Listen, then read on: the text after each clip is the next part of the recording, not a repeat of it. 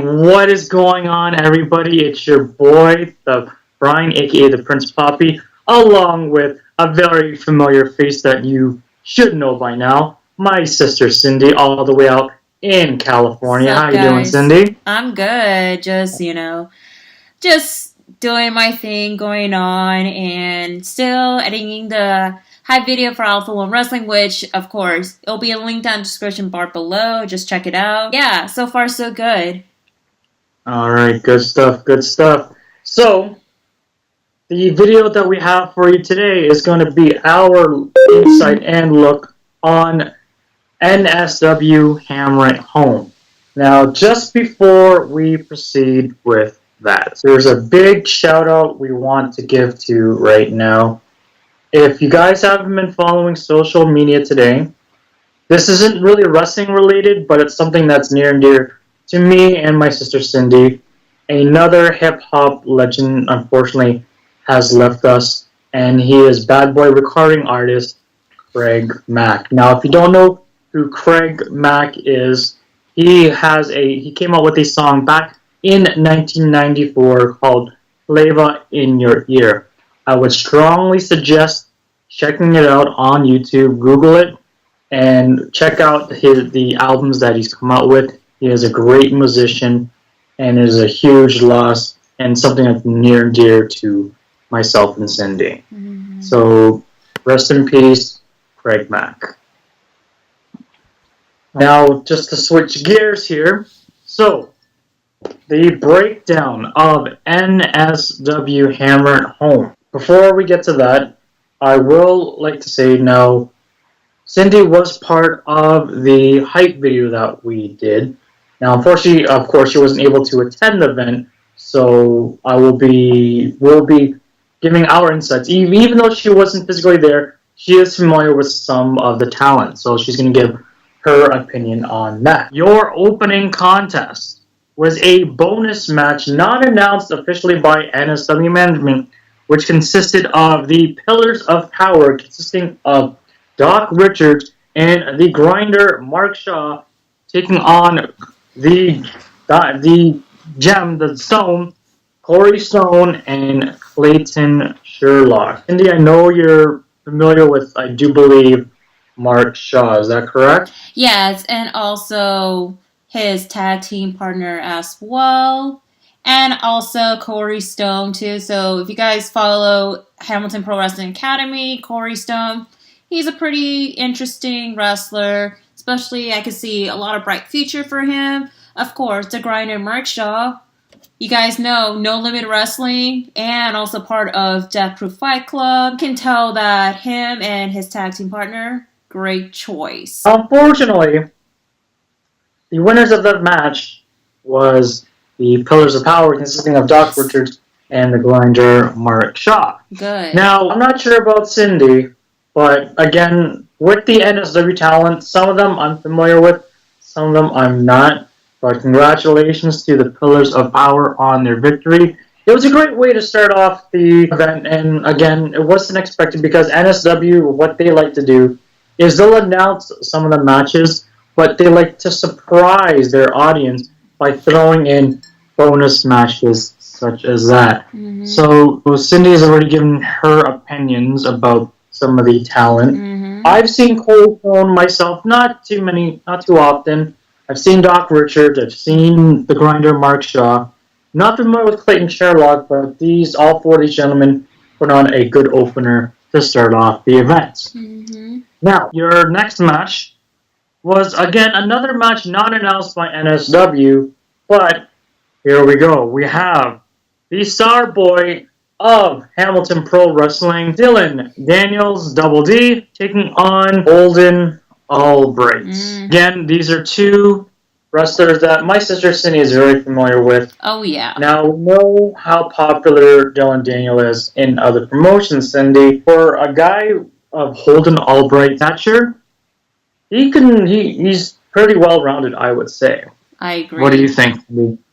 Well, of course. I mean, you guys know I'm kind of not a fan of the D-bag, as I like to call it, for Dylan Daniels.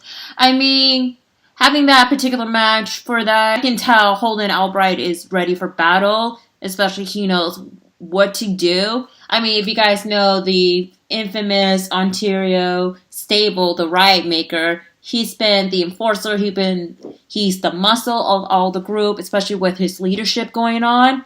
I mean, he could take out anybody, but with that D-bag, Dylan Daniels, honestly, he's just too high and mighty just to take anybody down. But hopefully, if Brian's going to reveal that, hopefully, and my pick was going to be Holden Albright. So, Brian, who won the match? Now, you mentioned that, Cindy, and unfortunately, I hate to break it to you, but the winner of this match was Dylan Daniels. Now, I also would like to mention that at the last NSW event, at NSW Game Day, Dylan Daniels won a barroom brawl, which entitles him to a title match, any title, anytime, anywhere. Now, surprisingly enough, my speculation was that he would use it in the next match I'm about to announce. So I will get to that in just a second. Your next matchup consisted of the NSW Intercities Championship on the line, when the champion, the Queen of Horror, Sabrina Kyle, taking on one of her close personal friends, Miss Felicity. Now, a lot of those in Ontario are very familiar with these two competitors and have seen them tag with each other at other events and other promotions. But in my recollection, this is the first time I've seen them go one-on-one. They put on a pretty decent match. Again, very familiar to each other, so no strangers to each other. However, the Queen of Horror did retain her title. Now, I know, Cindy, you may or may have not seen these two female competitors. What is your opinion on Felicity and Sabrina Kyle? Oh, I have. I mean, you guys know I do have a very indifferent opinion about Felicity, of course. Even though for a fact that she's having a beef going on with Taylor KD, I mean, she just wanted to prove to him that she can be the most female dominance in all NSW so far. But however, Sabrina Kyle just won a title at the last show against one of St. Stephen Elias' client. But for that match, since I do respect both women, but for my obvious pick is, of course, it was Sabrina Kyle's retained title. And I'm glad that you told me that she finally retained a title, because now that what to expect, that Sabrina may gonna have a possible a match against, of course, your former intercity champ St. Stevens as a rematch, for all we know. Yeah. Now, you mentioned St. Stephen. Now, unfortunately, he was not able to attend the last show, so that's why at NSW Game Day, he had one of his clients defend the title for him. However, we did see the return of St. Stephen Elias. Yay. But Cindy, he didn't come alone. It looks like there happens to be a brand new client in Saints Row. I'm not familiar with her. I'm not sure if you are familiar with her. But some of the NSW fans who are watching this video may know this client, and her name is Cassie Cool. Cool name. Now, due to the circumstances with the Intercities Championship, challenge was issued via Cassie Cool and St. Stephen. The reason why, because St. Stephen believes that the Queen of Horror is not the rightful owner to the championship, which technically, if you think about it, Cindy, he never really lost titles since he had one of his clients defend it for him, and he never had the opportunity to defend the championship himself. So could there be a possible rematch between these two?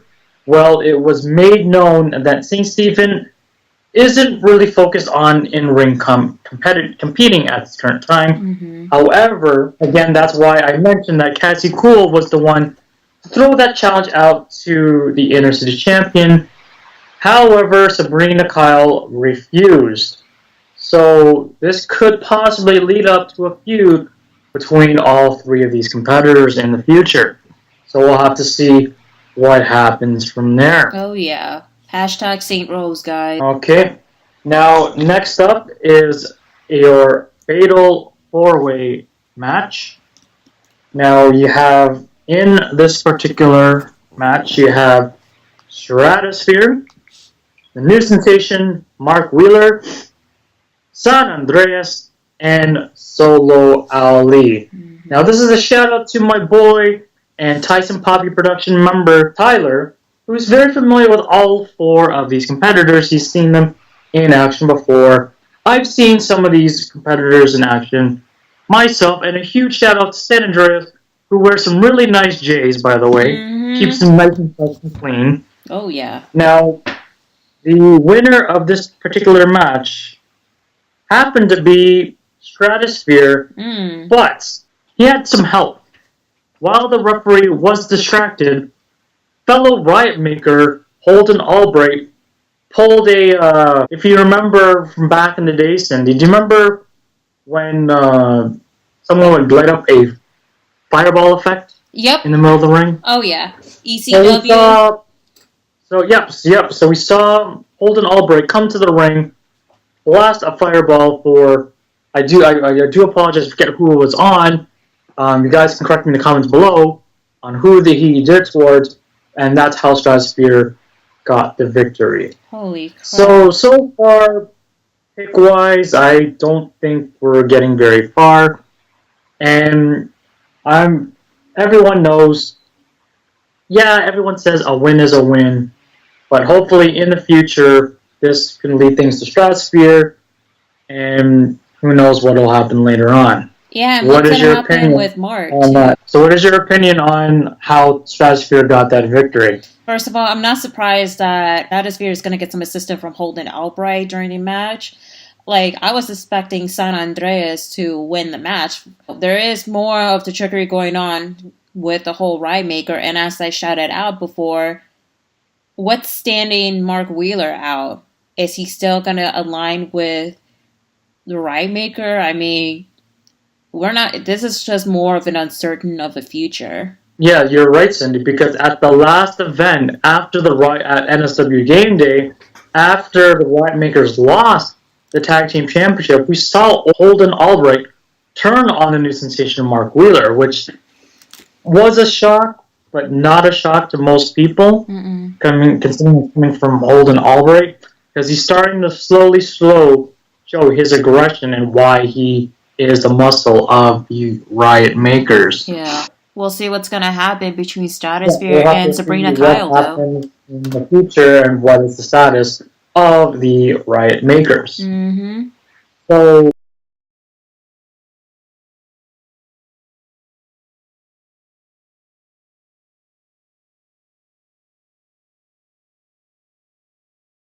next up, you have the NSW Cruiserweight Championship on the line, with the champion, straight up, TKD, Taylor K. Dean, taking on four of the brightest stars in Hamilton Pro Wrestling. Charles Blackwell, the undeniable underdog, Matthew Grant, Kevin Greenway, and the reject JT Earth. These five gentlemen put on a hell of a match. Cindy, you are familiar with a lot of these competitors. What is your opinion of them? All four competitors, I could see more gold in their future. I mean, JT Kirk and Matthew Grant, they've been champions before. And for the fact that they're trying to make their name for themselves, especially trying to impress with the skill, and most of all, trying to defeat Taylor KD of all people, we all expected that one of them are going to be the one that's going to win for that. And then my reason to pick Charles Blackwood is because I see him being the new champion, especially for the fact that he's doing pretty well. He's been outstanding job with his in-ring skills, And I was hoping that he's going to be the one that's going to beat Taylor KD, but from what I've known, I heard that he didn't win. No, and I'll explain why. There was a lot of confusion at the end of this match because Evan Greenway was on the mat. Taylor KD was on top of Evan Greenway, but it looked like Black Wolf was about to get the win. However, the referee ruled that because the champion Taylor KD was already pinning Evan Greenway, he awarded the match to the champion Taylor KD, which was very unfortunate that Charles Blackwolf got screwed out of what could have shot his career in NSW as being the Cruiserweight champion. Yeah. My question is, do you think we're going to see a rematch between Taylor KD and Charles Blackwolf? I would like to see that, Cindy, just for the simple fact that how the match ended ended in a little bit of controversy. So I would like to see Charles Blackwolf and TKD go at it one more time in a one-on-one match. Yeah, and what's going to be next for Felicity, though, since, like I mentioned, she still has a beef going on with Taylor. Again, there's a lot of questions that have not been fully answered. So hopefully by the next NSW show, we'll get some more information on that.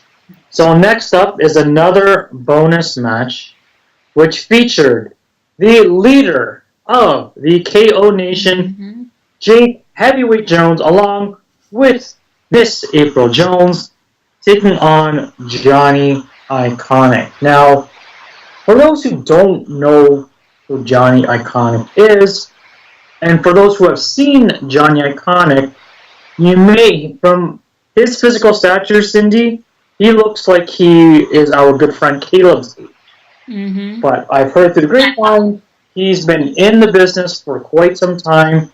But if you see him physically, you'd probably think he was still in high school. But for a young man like himself, he can put up a fight. However, Jake Jones proved why he's still team undefeated and got the victory over Johnny Iconic. Now, just before the match started, Johnny Iconic got on the mic, and the reason why Jake didn't have a announced match in the first place because he's looking for some competition, and Johnny Iconic decided to step up. However, after the heavyweight Jake Jones defeated Johnny Iconic, he got on the mic and mentioned that, okay, he's sick and tired of, people trying to step up and, people falling flat to their face. However, on an interesting note, Cindy, Miss April Jones had a briefcase in her hand. And she gave that briefcase to Jake Heavyweight Jones and unveiled a defunct championship that used to be part of NSW. Now, I don't know my entire history. However, it is known as the Brass Knuckles Champion. Nice. So, Jake Heavyweight Jones has revived the Brass Knuckles Championship to anyone who can step up to the heavyweights to see if they can go toe-to-toe with the heavyweight. So it'll be interesting to see who will be one of the very first to step up to the heavyweight to try and take him down for that title. What is your opinion on that, Cindy? Well, honestly to say, I'm glad they brought back the Brass Knuckles title, especially the fact that we have a lot of wrestlers that are like trying to in it for the game, most of all, especially the fact that Jake Heavyweight Jones is like most of the undefeated wrestler of all time, especially with the assistant with his lovely wife, Miss April Jones. I mean, you cannot beat the heavyweights for all it matters. And another thing, too, is that I could think of anybody that could step up to try and beat Jake Heavyweight Jones in the Brass Knuckle title. I mean, maybe the Right Makers, maybe Alessandro Del Bruno. It just popped in my head. Maybe the Grinder Mark Shaw, maybe Doc Richards, or anybody in particular that would be the next competitor for Jake Jones. Yeah, so if Jake Jones is looking for some competition, you know he's ready. So whoever decides to step up is going to be a very brave person. Mm-hmm. So now that leads to your main event of the evening, or afternoon, if you will, which is the NSW Heavyweight Championship match, when the king of Canadian Strong Style, the walking weapon, Josh Alexander, taking on the British brawler, Ad Hutchinson. Now, these are two very tough competitors, Cindy, as you know. Oh, yeah. You've seen these gentlemen in action before. You know, there's not. If you know who Josh Alexander is, we don't need to see any more. We don't need to say any more. You know what he's about. Mm-hmm. But if you are unfamiliar with the British brawler Ad Hutchinson, he is a tough SOB. Oh, yeah. And what a match these two put on. Now, Josh, you retained, but I will give it to British Brawler for stepping up to Josh Alexander. At the last event, we saw Brett Michael David take it to Josh Alexander, but Josh Alexander has proven once again why he is still NSW Heavyweight Champion and why he is the king of Canadian Strong Style. Amen. And, okay, now, Sydney, I know you weren't there at the event, but knowing your history of both of these gentlemen, what do you think? Well, it's obvious Josh Alexander did beat Ad Hutchinson. I mean, of course, everybody is still calling him the king of Canadian Strong Style, so you can't beat that. But, to be honestly, to say, I'm hoping we'll see another competitor that could step up the game to be Josh Alexander for that title. And we'll see what's going to happen in the near future for that. But for Ad Hutchinson, yeah, it sucks that he lost. But as I stated about like who should be the competitors for the brass knuckle title, this is the perfect opportunity for Ad Hutchinson to step up and just be the one that's going to beat Jake Jones. But it's going to be highly unlikely in all likelihood. Yeah, the chances of that are highly likely, Cindy, but I think if there's anybody who could probably go toe-to-toe with the heavyweight, Ad Hutchinson would definitely be up there. Mm-hmm. There's a lot of other competitors, but I can possibly see in the near future the British Brawler stepping up to Jake Heavyweight Jones for the Brass Knuckles Championship. Yeah, exactly. So, that is the end of the card. Now, if I had to rank the overall show, because of the timing, as I mentioned about the Alpha 1 show in the last video that we did, it seemed some matches seemed more rushed than others. Not the greatest show on earth, but it was a good effort. Yes. I'm going to put it at that. But, again, as NSW always does, they'll announce some of their matches, but throw in extra matches to kind of shock the fans, which is something they like to do, versus other companies where they announce everything and you already know what to expect, but at least NSW gives you those elements of surprise. Mm-hmm. Now, it has not been stated when the next NSW event is nor where it's going to take place, because the last event prior to Hammer Home was at the Rock Pile in Etobicoke, Ontario.